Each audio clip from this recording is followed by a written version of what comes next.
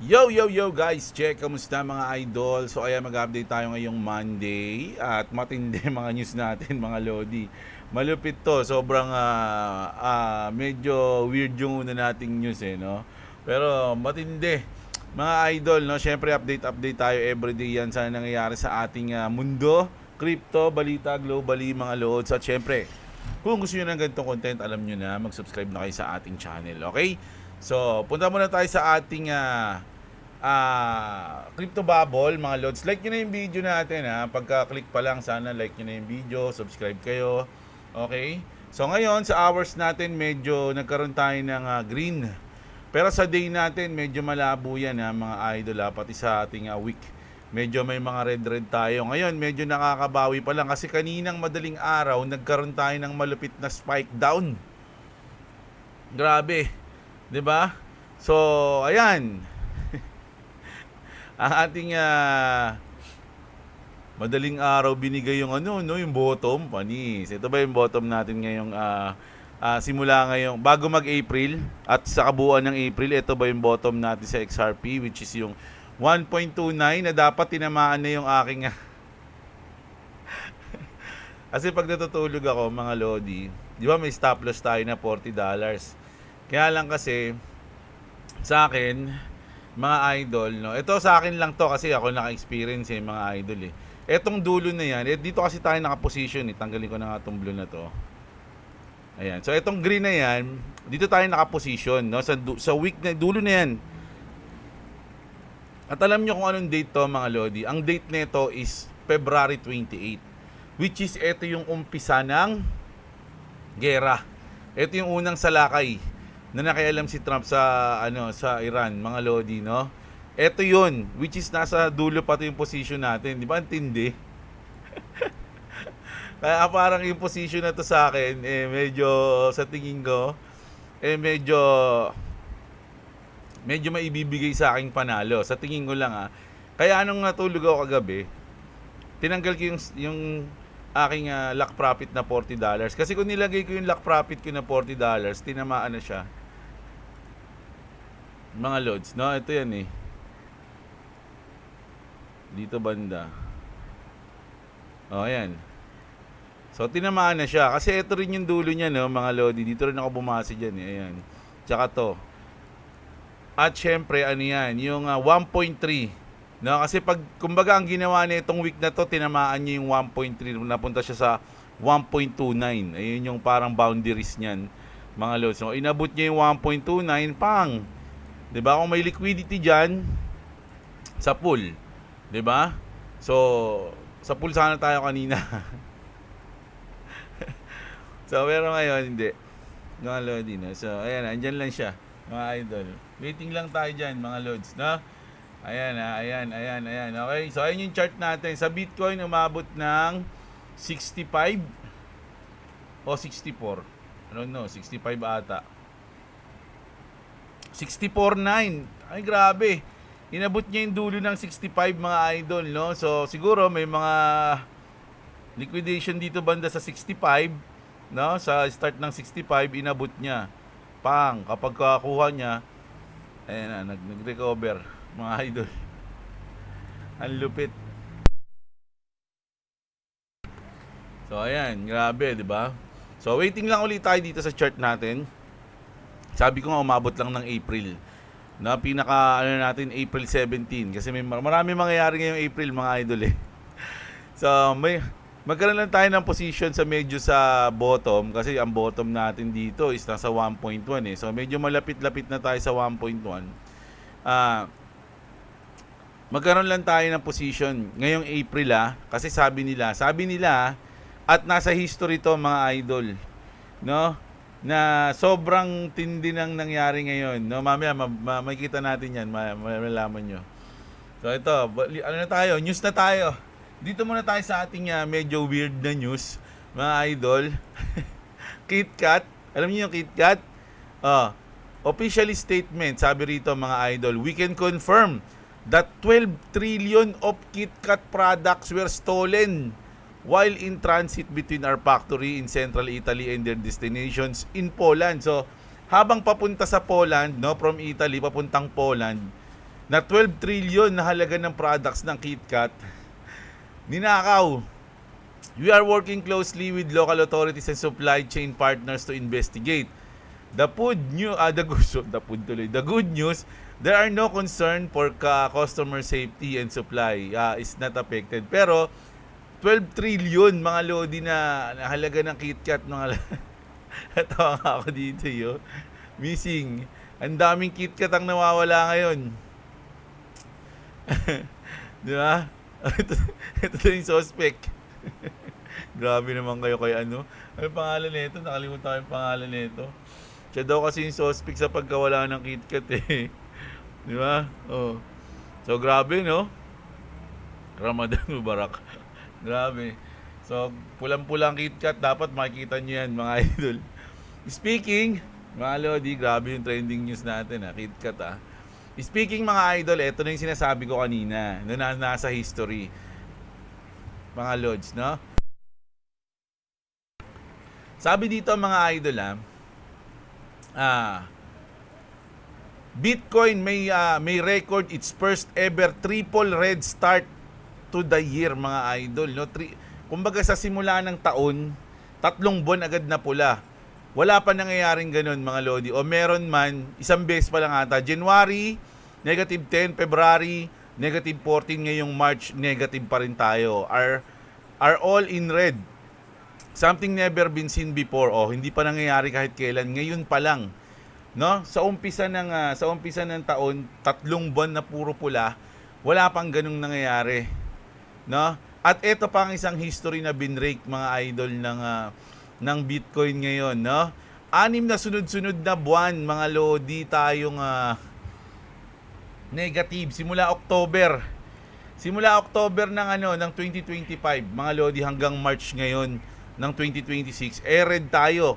Q1 2026 is now down negative 24.16%, making it the third worst quarter ever for Bitcoin mga lodi.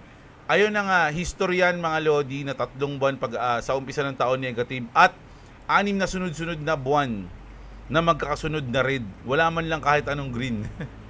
Gravities yun, di ba? Mga idol. Sabi dito, Bitcoin is red about to close its 6th consecutive month in the red. This has happened only once before in Bitcoin's entire history. Isang beses pa lang yung nangyayari.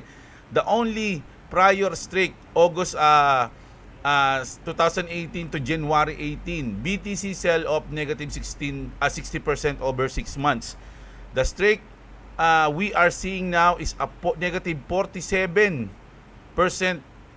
drawdown from peak.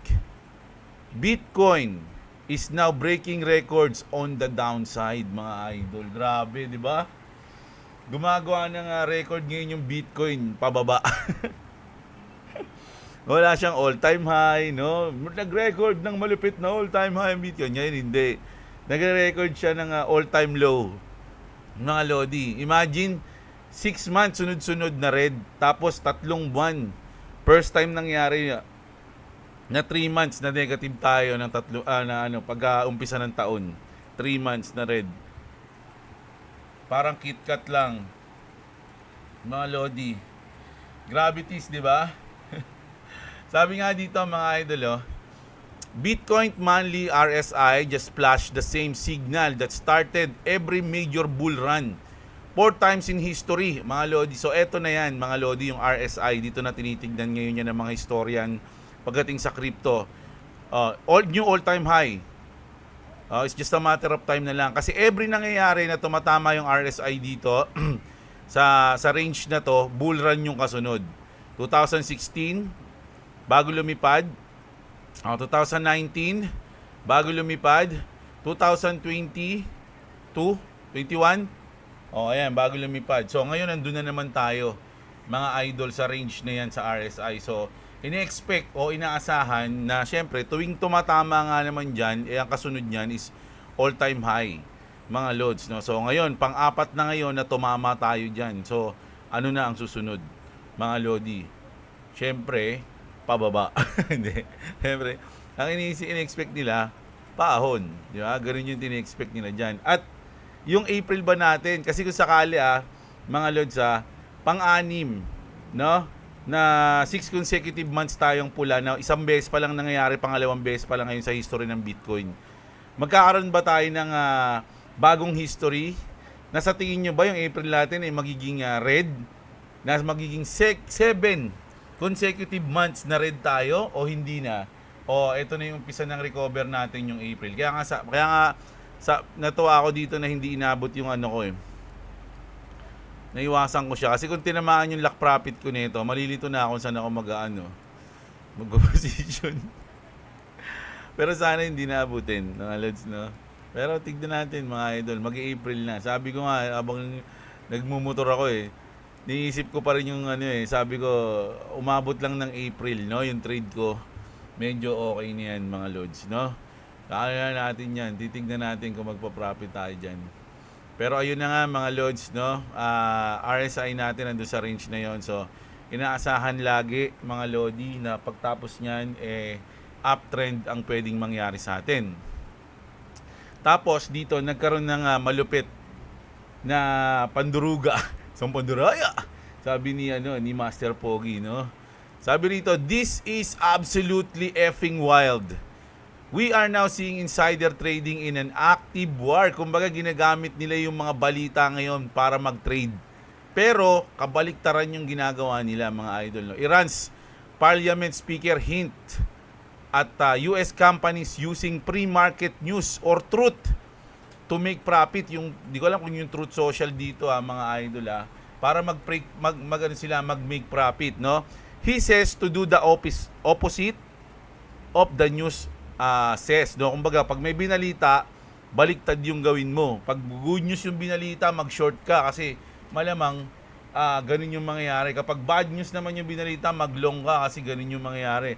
If they pump it, short it. If they dump it, go long. Ayun yung sinabi rito. Sabi ni MB Galibaf, heads up, pre-market so-called news or truth is often just a setup for profit taking basically. It's a reverse indicator. Do the opposite. If they pump it, short it. If they dump it, go long. See something tomorrow. You know the drill. O, ayan na. Paano yan? No? Medyo, ano bang balita ngayon? Ito yung balita ngayon. Ano kaya mangyayari dito? President Trump just revealed Iran is sending 20 more oil boats through the Strait of Hormuz as a tribute.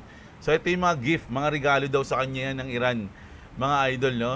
As a sign of respect, 20 boats of oil, big boats of oil, sabi niya, going through the Hormuz Strait starting tomorrow morning, over the next couple days. A lot of boats, wow, sabi niya ganun, no?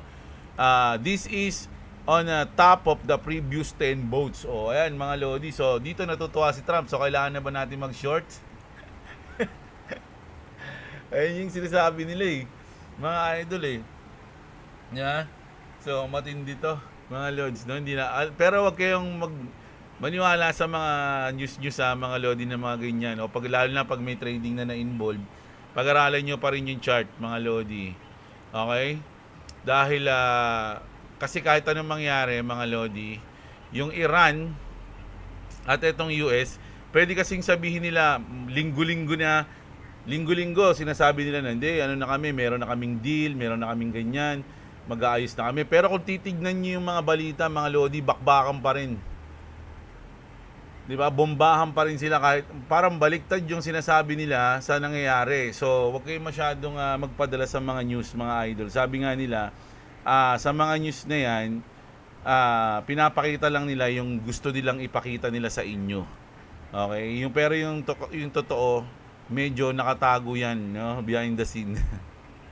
So, easy lang mga lods. Pero ako, naniniwala pa rin ako mga idol, no, na etong 2026 natin, lalo na itong April natin, baka makarecover tayo. Okay? Ayun lang naman mga lods, no? Bullish, sabi dito. Crypto bottom. Ito pa isa. Nasa bottom na daw tayo. Crypto bottom may be in, sabi. Crypto bottom may be in, says Goldman Sachs, mga idol, no? Banking giant Goldman Sachs thinks the crypto price may already be reaching a market bottom. Goldman Sachs disclaimed that trading volume could decline further, but that the likes of Robinhood, Coinbase, could be top pick sa mga idol, no? Kumbaga parang sinasabi niya na andito na tayo, nare-reach na natin yung bottom, mga idol, no? So sabi ng Goldman Sachs, mga idol, no? At syempre, hindi naman kayo maniniwala, mga lodi, sa mga content creator na may mga bias o yung mga mga trader na mga nagsimula pa lang mga 4 years katulad ko, maniniwala ba kayo sa akin? O maniniwala kayo dito sa Goldman Sachs na matagal? Ito na yung laro nila mga lodi, pinag-aaralan nila yan Yeah? O, kayo na kayo maniniwala, di ba?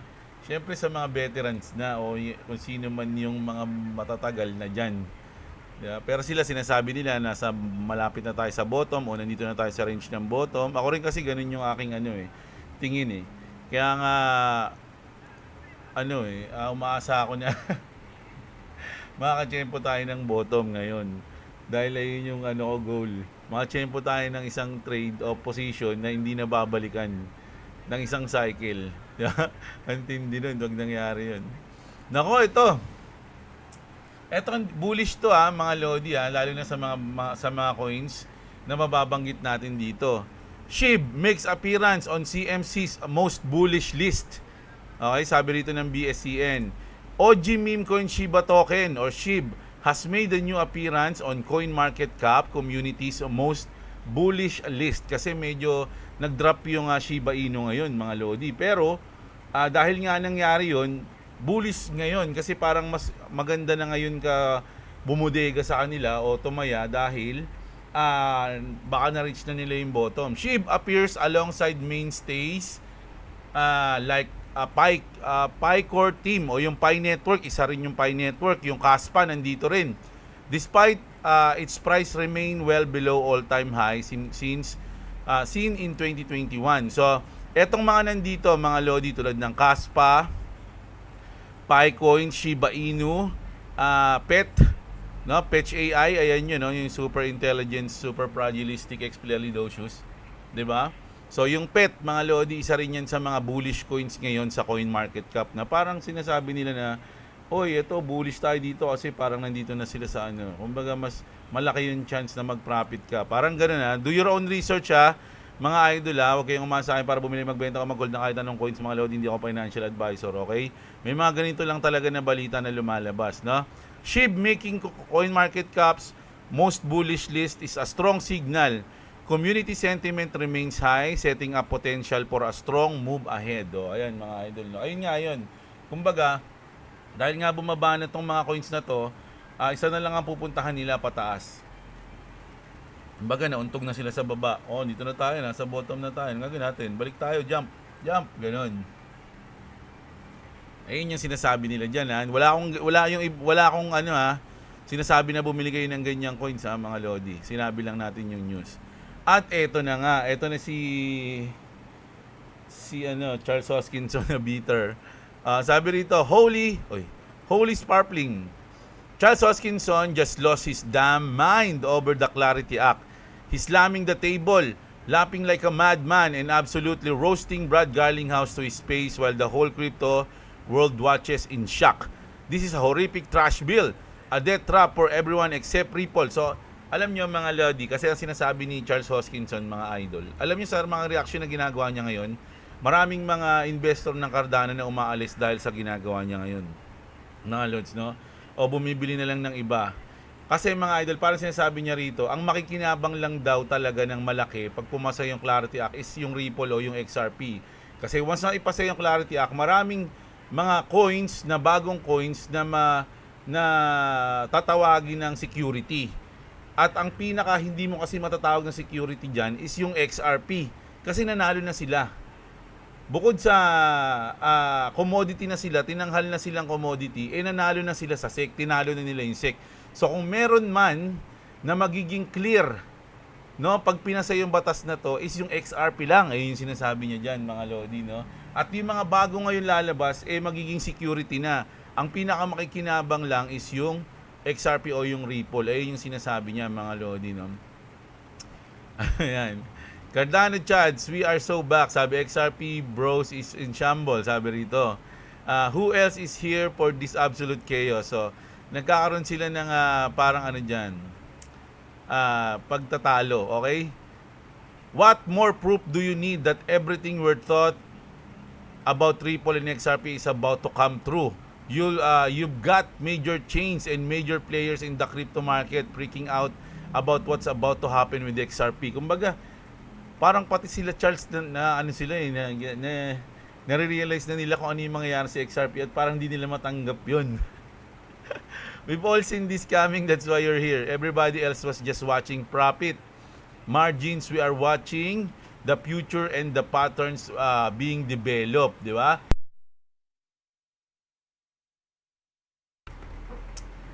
Sabi dito, lol, this bitch ass crying and mapping every other day on live stream. Go after C-Pace. Ato, ba't hindi niya man lang tinitira si Brian Armstrong? Instead, you whiny little B. Stop crying, Charles. You weren't sued. You weren't put out of business. You weren't thrown in jail. You sat in the sidelines while Ripple fought. You laugh at and mock as if you were better. Now you're crying. Di ba? Ayan mga Lodi, bahala na kayo dyan. So, ayan yung sinasabi dito ni Charles. No? Parang nakakapagtaka lang. No? Nabigla silang, ba't kaya sila umiiyak? No? May alam ba sila na hindi natin alam? At ba't masama yung loob nila? Totoo ba na once na mapasa yung Clarity Act, ang pinaka magbe-benefits Ripple and XRP? So, ayun ba yun? Kaya parang galit sila at masama yung loob nila dahil sa mga features na to. Na laging kasama yung Ripple. Dito si Stewart Algorati, yung yung legal advisor ng Ripple. Ayan, kasama si JD Vance. So ito naman si Senator Tillis. Tama ba si Senator Tillis ba to? Kasama ni Brad Garlinghouse. Syempre si Stewart, si Brad Garlinghouse, si President Trump. Ayan sino ba to? Si Mark Rubio ba to? Hindi ko alam eh. Ayan, si JD rin, kasama si Brad Garlinghouse and Will Smith. Tapos ito yung part na medyo controversial to kasi ang daming mga mabibigat dyan nakapila Si JD Vance, naglakad siya. Tapos wala siyang kinamayan dun sa mga yon. Ang kinamayan niya lang si Brad Garlinghouse. Yung sa, ano bang tawag dun? Mar-Lago. Kung saan yung laging nag-dinner sila Trump, di ba? So ayun yun, yung picture na yan, kaya sinama yan dyan. Kasi ang kulit nun Kumbaga parang anong nangyari, ang daming mga executive doon, mga matataas na tao, nilampasan niya lahat yun, tapos si Brad Garlinghouse yung kinamayan niya. Ayun yun, yung picture na yan. Let's clarify whether the decision is being obstructed or not. Si Armstrong refused and postponed the vote in January, but he doesn't have to obstruct it alone. The law has strong support. And in March, they were negotiations and amendments. Armstrong is silent right now. So ngayon, medyo tahimik pa si Brian Armstrong Dahil nga, di ba, marami nagpo-post na ibo-boycott yung Coinbase. My expectation is that it will pass because it's the direction of the head of state and many institutional interests are tied to it. Imagine being in a row against the head of state, mga idol, no? So, ako, kumbaga nasa safe place yung Ripple dito. Kasi kung sino yung kung saan tayo papunta, doon naka-position yung Ripple. Hindi siya kumokontra doon, mga lods, no? At ayun yung maganda doon for me. Ngayon, eto mga idol, eto yung post ni Brad Garlinghouse kanina lang, alas 7 ng umaga. Great job. Ayan, sabi niya rito kay Maria. So, this week to discuss the crypto landscape. We've seen a shift in the perception of the industry from rat poison. Ano yun? Ano ibig sabihin ng mga idol? Dati, sabi nga ni Warren Buffett dati, yung crypto daw is rat poison o masama. Mga idol, no? Hindi nakakabuti yan sa market. Yung crypto na yan. Ayun yung tawag nila sa crypto noon, rat poison. Tas naging pet rock. Ano yung pet rock, mga idol? No? Parang nag-alaga ka ng bato. Walang kwenta lang. Parang ganun lang yun. Kumbaga parang bumili ka o nag-invest ka sa isang bagay na wala namang silbi. Parang ganun yun, petrak ang ibig sabihin, no? Kumbaga from nakakasama, naging petrak, rewiring the financial system fast forward today, and some of the biggest companies around the world are asking, are we using stablecoin and digital assets? So from rat poison, mga idol, ngayon ginagamit na nila, no, yung crypto and stablecoin. Ripple strategically focus our deal making outside the echo chamber to bridge gap between traditional finance and the crypto ecosystem, and those bets are paying off. Parang sinasabi ni Brad Garlinghouse dito, mga idol, nung kinasuhan sila ng SEC dito sa USA, hindi sila tumigil. Globally, anong ginawa nila, mga idol? Hindi sila dito nag-build sila ng bridge sa iba't ibang bansa global. Iniwan muna nila yung US, may kaso kami diyan. Bala kayo, sige dito kami sa iba. O, di ba? Kumbaga gumawa yung Ripple ng bridge, mga lodi, no?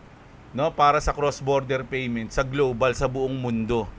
Tapos ngayon, nanalo yung SEC ngayon sa US. Pang! Anong nangyari na, mga lodi? Kaya tayo ngayon yung magiging bridge, mga lodi, no? Hindi kumbaga nung kinasuhan yung Ripple, yung XRP, hindi sila tumigil doon. Ayaw nyo, di sa iba kami. Ganun, yung iba, okay na, di ba? So, anong ginawa nila? Strategically focus our deal making outside the echo chamber to bridge the gap between traditional finance and crypto ecosystem, and those bets are paying off. Kaya ngayon na medyo nagiging pabor na, no, yung crypto ay yung government ng US sa crypto, ngayon na nagpi-pay off yung mga ginawang hirap ng Ripple noon nung kinasuhan sila. Sipin nyo, from rat poison ang tawag sa crypto, ngayon nagpi-pay off na yung mga pinaghirapan ng Ripple noon. Nung kinasuhan sila na wala man lang tumulong sa kanila, nagbayad sila ng $125 million at nanalo sila. Asan yung nun? Asan yung Coinbase nun? Asan yung Cardano nun? Asan si Charles Hoskinson nun? Wala. Nanonood lang, tumatawa-tawa lang habang kinakasuhan yung Ripple. Tapos yung Coinbase, tinanggal yung XRP sa kanilang exchanges, di ba? Tinanggal yung XRP noon, mga loads. Tapos ngayon na may Clarity Act na, sinasabi nila, naku, mga kinabang lang diyan, Ripple, XRP. O anong kabitiran yan? Di ba? Anong yan? Kalokohan yan, mga lodi. Unang-una nang tinalo ng Ripple yung SEC, hindi lang, kumbaga ang nirepresent ng Ripple nun, buong crypto world na kayang manalo sa SEC ng kahit sino, basta totoo at lalaban, 'di ba? Kasi dati kapag kinasuhan ka, parang wala ka na, wala na tayo nito, talo na yung crypto. Kumbaga, lahat ng mga project noon natatakot na kasuhan sila ng SEC dahil pag kinasuhan sila, malamang babagsak sila. So merong isang company o isang project na pumalag at nanalo. 'Di ba? Ayun yung anong naging epekto nun sa crypto. 'Di ba? Kumbaga parang okay pala, mananalo rin pala, kaya pala dahil nagawa nga ng Ripple . So nawala yung fear, nakakasuhan ka pag nakasuhan ka wala ka na agad. 'Di ba? Parang ang pinalano ng Ripple nun, buong crypto na 'Di ba? Tapos ngayon magiging bitter si Chupul, si galit siya kasi wala nang bumibili ng Cardano. Although hindi, marami pang community yung Cardano. Kaya lang dahil nga sa ginagawa niya dito, mga lodi, medyo nagkakaroon na ng naiinis na, kumbaga, sa kanya, mga idol. Kaya ganun. Diba? Ayan. Ayun yung natin ngayon. Ayun yung news natin ngayon, mga idol. Nabuhayan ba kayo o lalo kayong nalugmok? Pero overall, mga idol, dahil nga sa mga news natin na to na historically, no, na 6 months, isang beses pa lang nangyayari na red. 6 months na red. Sunod-sunod, isang beses pa lang yun. No, kung magkakaroon man ng red ngayong April, ayun na yung pinaka bagong history. No, na 7 consecutive months na red. Pero syempre, mas malaki yung chance na hindi na yun mangyari. 'Di ba? At meron pang isang history na nagawa, 'di ba? Yung 3 consecutive months, no? Simula ng January red. Magiging 4 ba 'yan kapag yung April? So, habang tumatagal, lumiliit yung chance na mangyari 'yon kasi nga syempre na 'yun kumbaga history na hanggang doon lang, 'di ba? Pero hindi pa rin naman nawawala na pwede pa rin mangyari. Kaya lang maliit na yung chance niya. 'Diba? So ayun yung ating news natin ngayon mga Lods. At sana na-enjoy nyo pa rin ang ating balita ngayong umaga ng Lunes mga Lodi. Okay, okay. So, ayan like nyo yung video natin mga Lods at syempre subscribe kayo sa mga wala pang crypto exchange dyan. Check nyo yung link natin sa baba ng description mga idol, no? Meron tayong BitGet dyan mga Lods, no? Check nyo rin yung mga link dyan para kung gusto nyo ng VPN, something like that. Andyan din yung link natin, okay? Tapos syempre check nyo yung ating House of Leather mga idol na malupit mga Lodi, may passive damage kapag pinalo sa kalaban mga idol at napakatibay, no? Punta lang kayo sa ating dito sa description sa baba, may kita niyo yung House of Leather, order kayo. At kung gusto niyo magkaroon ng discount, sabihin niyo yung pangalan ko diyan. Mga lods, so, ay galing ay si Jeblo, nagano sa akin, ganyan, no? Magkakaroon kayo ng discount mga lods, no? So ayan, matibay yan, isang tatlong henerasyon ng pamilya niyo ang makakagamit niyan pag bumili kayo ngayon. So ayun, kita-kits mga Lods, maraming salamat sa mga nanood. Magandang araw sa inyo mga kapatid. At What's up? Subscribe to Clovis Gaming at subscribe to Jeblo. If you want to subscribe to me, it's in the description. Also, you need to buy that belt to beat your children. to beat your children daw.